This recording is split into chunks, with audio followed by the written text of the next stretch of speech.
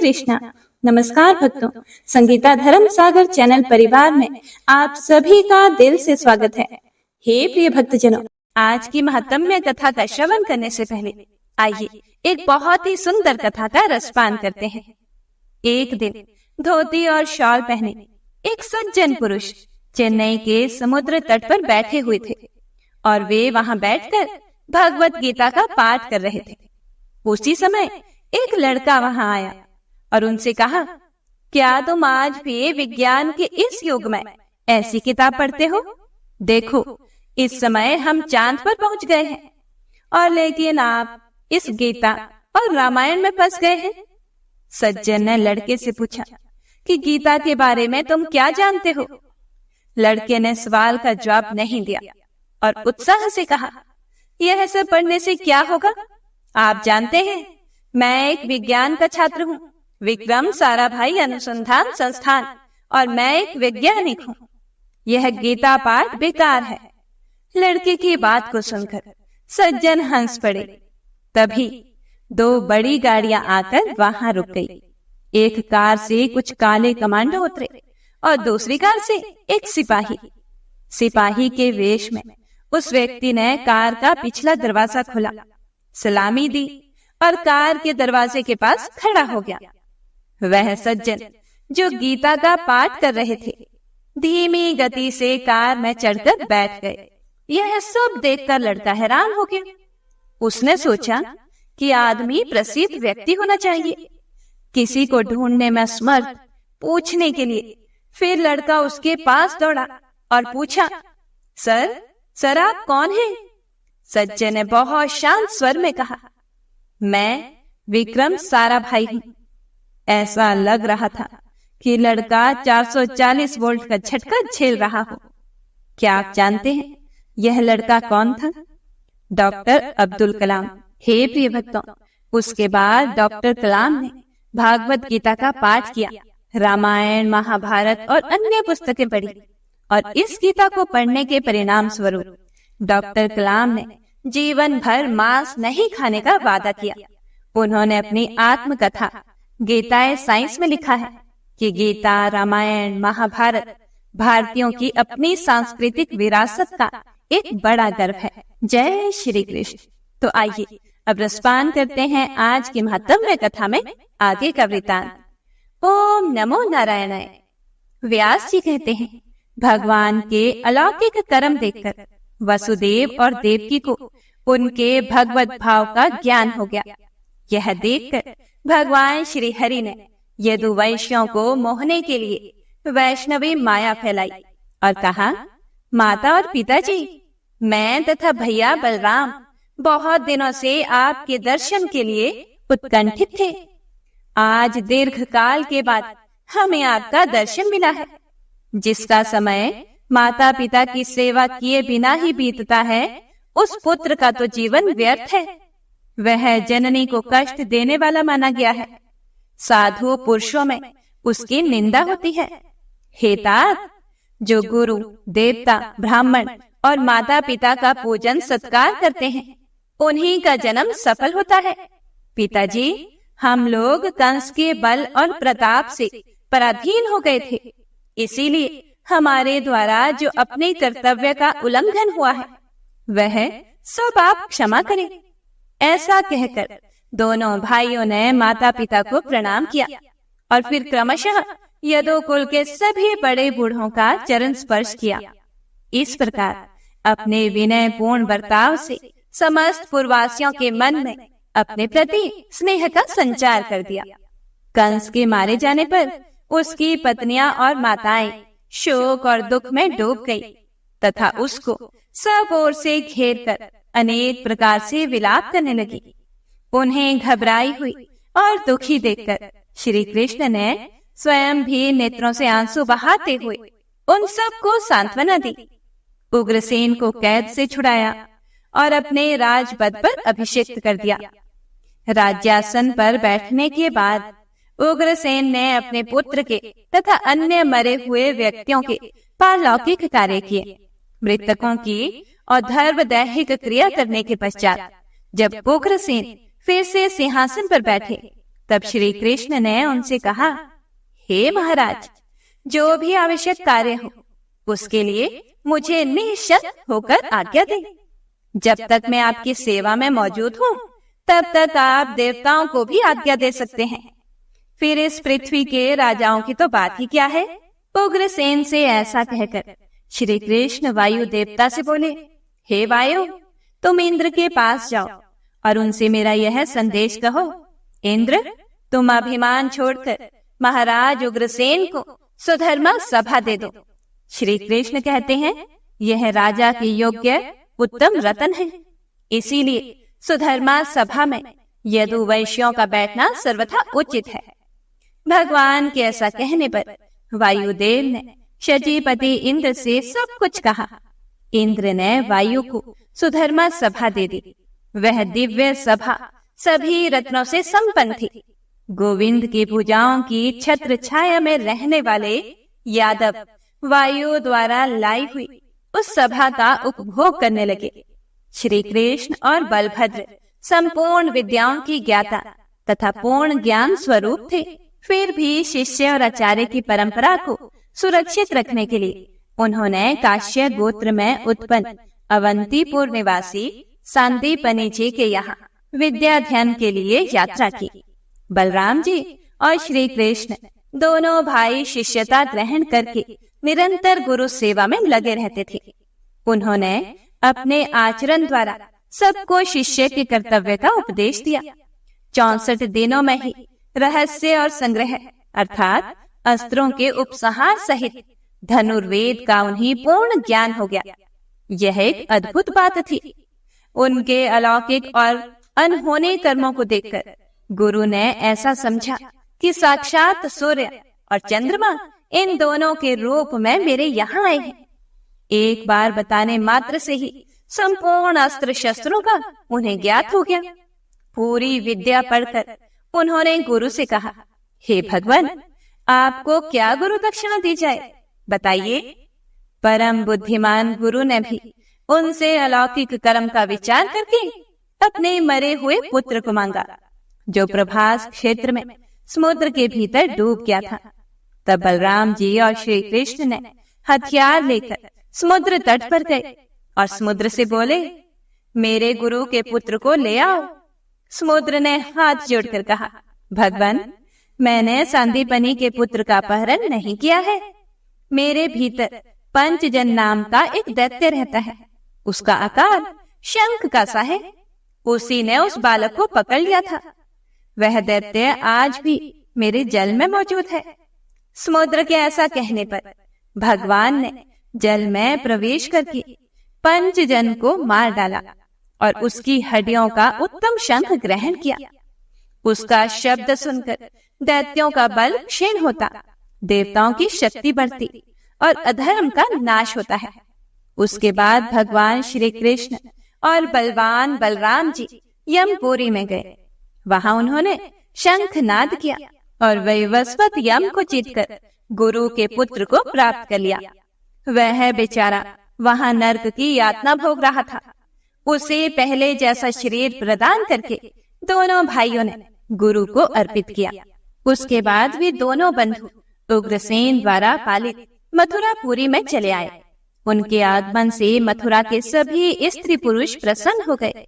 महाबली कंस ने जरासंध की पुत्री अस्ति और प्राप्ति से विवाह किया था।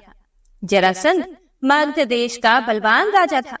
वह बहुत बड़ी सेना साथ लेकर अपने दामाद को मारने वाले यदुवंशियों सहित श्री कृष्ण का वध करने के लिए क्रोध पूर्वक आया।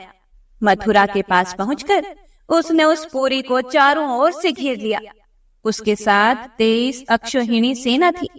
बलराम और श्री कृष्ण थोड़े से सैनिकों को साथ लेकर नगर से बाहर निकले और उसके बलवान योद्धाओं के साथ युद्ध करने लगे।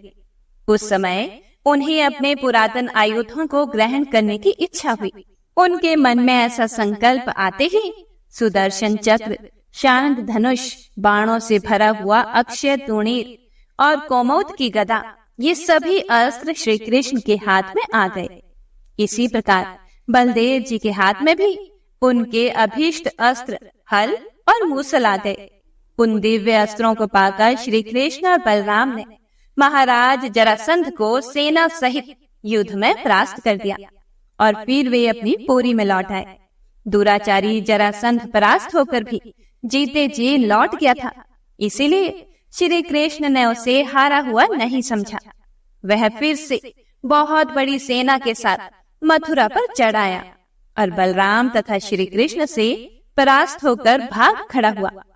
इस प्रकार अत्यंत दुर्मद मगध राज ने श्री कृष्ण आदि यदुवंशियों के साथ 18 बार युद्ध किया, परंतु प्रत्येक युद्ध में उसे यदुवंशियों द्वारा मुंह की खानी पड़ी।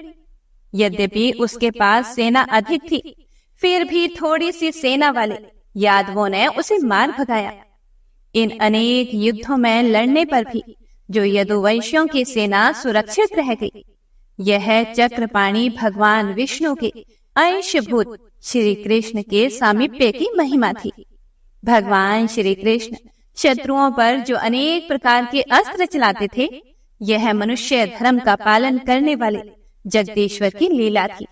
जो मन से ही संसार की सृष्टि और संहार करते हैं, उन्हें शत्रु पक्ष का विनाश करने में कितने उद्यम की आवश्यकता है। तथापि मनुष्यों के धर्म का अनुसरण करते हुए बलवानों से संधि और हीन बलवानों के साथ युद्ध करते थे।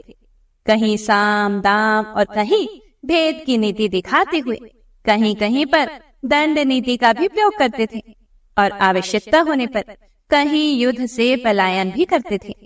इस प्रकार वे मानव शरीर की चेष्टा का अनुसरण करते थे।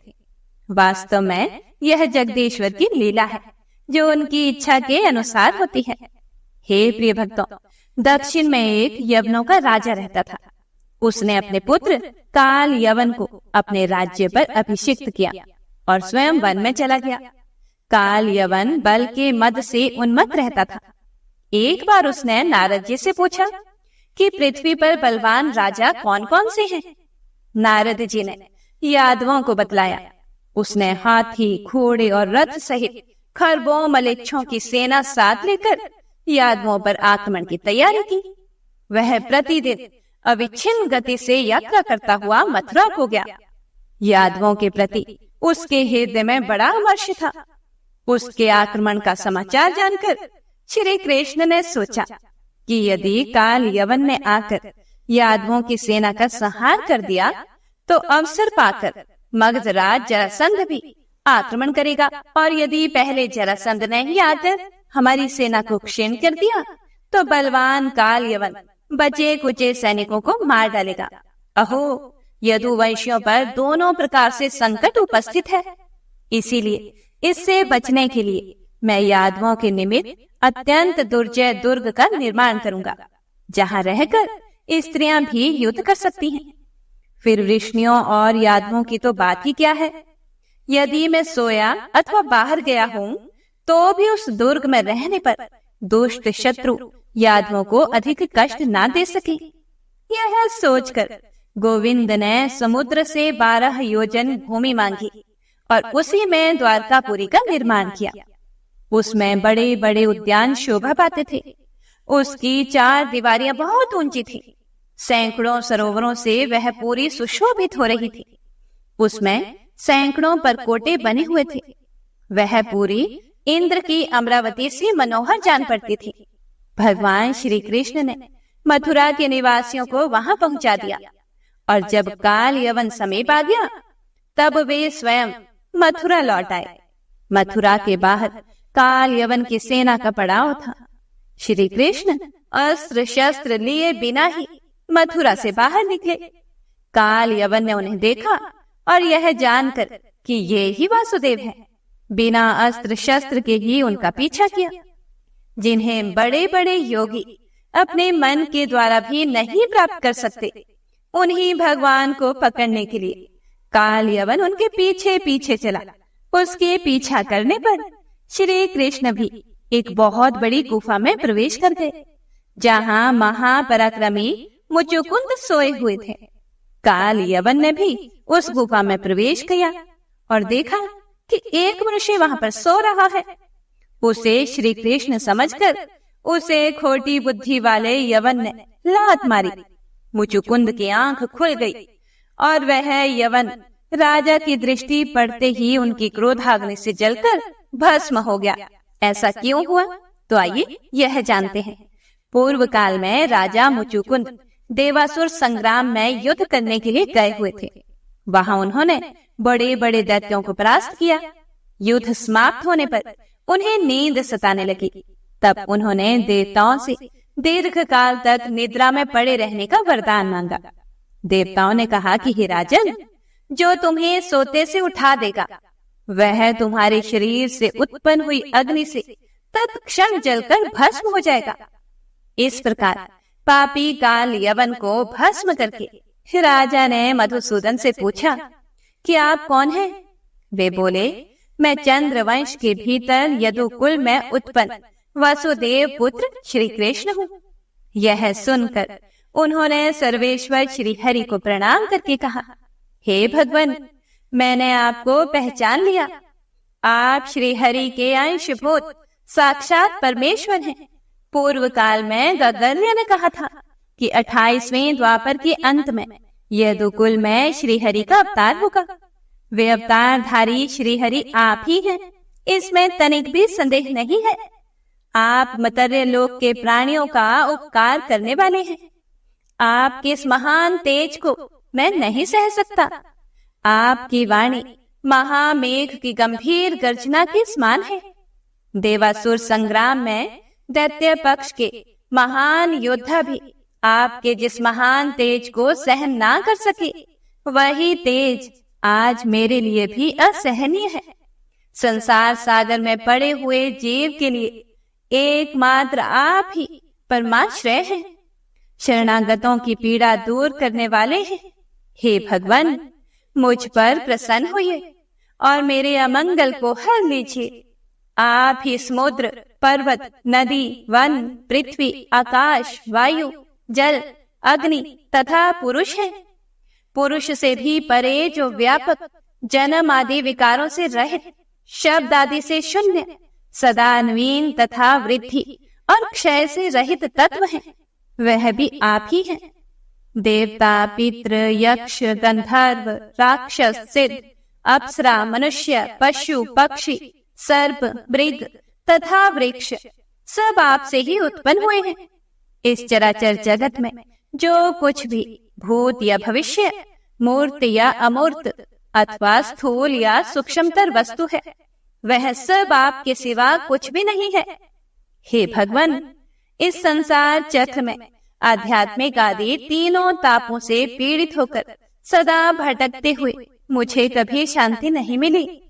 हे नाथ, मैंने अमृत तृष्णा से जल की आशा करके दुखों को ही सुख समझकर ग्रहण किया, इसीलिए वे सदा मेरे लिए संताप के ही कारण हुए।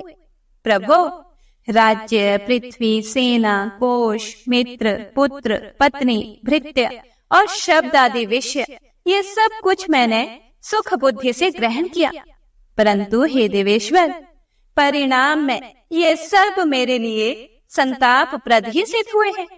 हे नाथ, देवलोक की उत्तम गति को प्राप्त देवताओं को भी जब मुझसे सहायता लेने की इच्छा हुई, तब वहां भी नित्य शांति कहाँ है? आप संपूर्ण जगत के उद्गम स्थान हैं। हे परमेश्वर, आपकी आराधना किए बिना सनातन शांति कौन पा सकता है? जिनका मन आपकी माया से मोहित है, वे जन्म, मृत्यु और जरा आदि कष्टों को भोग कर अंत में यमराज का दर्शन करते हैं। उसके बाद सैकड़ों पाशों में आबद्ध होकर नरकों में अत्यंत दारुण दुख भोगते हैं। यह विश्व आपका स्वरूप है। हे परमेश्वर, मैं अत्यंत विषयी हूँ और आपकी माया से मोहित होकर ममता के अगाध गर्त में भटक रहा हूँ। वही मैं आज अपार एवं स्तवन करने योग्य आप परमेश्वर की शरण में आया हूँ, जिससे भिन्न दूसरा कोई परम पद नहीं है। मेरा मन सांसारिक श्रम से संतप्त है, इसीलिए मैं निर्वाण स्वरूप आप परम धाम परमात्मा की अभिलाषा करता हूँ। हे प्रिय भक्तों, व्यास जी कहते हैं कि परम बुद्धिमान राजा मुचुकुंद के इस प्रकार स्तुति करने पर आदि अंत रहित सर्वभूतेश्वर श्री हरि ने कहा, हे राजन, तुम अपनी इच्छा के अनुसार दिव्य लोकों में जाओ और मेरे प्रसाद से उत्तम ऐश्वर्य से संपन्न होकर वहां के दिव्य भोग भोगो। उसके बाद इस पृथ्वी पर श्रेष्ठ कुल में तुम्हारा जन्म होगा। उस समय तुम्हें अपने पूर्व जन्म की स्मृति बनी रहेगी और मेरी कृपा से तुम मोक्ष प्राप्त कर लोगे। यह सुनकर राजा ने जगदीश्वर भगवान श्री कृष्ण को प्रणाम किया और गुफा से निकलकर देखा तो सभी मनुष्य छोटे छोटे दिखाई दिए। तब कलयुग आया जानकर वे तपस्या करने के लिए गंधमादन पर्वत पर भगवान नर नारायण के आश्रम में चले गए। श्री कृष्ण ने भी युक्ति से शत्रु का वध कराकर मथुरा में आकर हाथी, घोड़े और रथ से सुशोभित उनकी सारी सेना अपने अधिकार में कर ली तथा द्वारिका में ले जाकर राजा उग्रसेन को समर्पित कर दी। अब संपूर्ण यादव शत्रुओं के आक्रमण की आशंका से निर्भय हो गया। ओम नमो नारायणाय। हे प्रिय भक्तों, तो आज की महात्म्य कथा यहीं पर समाप्त होती है। इससे आगे का वर्णन आप अगले अध्याय में सुनेंगे। उम्मीद करती हूँ कि आपको आज की कथा भी पसंद आई होगी। पसंद आई हो तो लाइक करके कमेंट बॉक्स में अपना आशीर्वाद जरूर दीजिएगा। तो मिलते हैं अगली कथा के साथ। तब तक के लिए हरे कृष्णा।